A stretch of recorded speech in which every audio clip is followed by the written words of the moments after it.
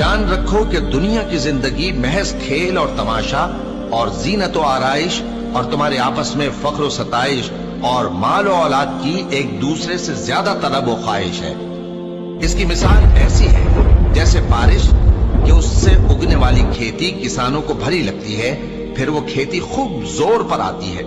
پھر اے دیکھنے والے تو اس کو دیکھتا ہے کہ پک کر زرد پڑ جاتی ہے، پھر چورا چورا ہو جاتی ہے۔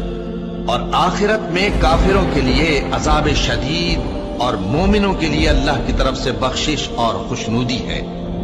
اور دنیا کی زندگی تو دھوکے کا سامان ہے۔ بندو اپنے پروردگار کی بخشش کی طرف اور جنت کی طرف لپکو جس کا عرض آسمان اور زمین کے عرض کا سا ہے، اور وہ ان لوگوں کے لیے تیار کی گئی ہے جو اللہ پر اور اس کے پیغمبروں پر ایمان لائے ہیں۔ یہ اللہ کا فضل ہے، جسے چاہے عطا فرمائے، اور اللہ بڑے فضل کا مالک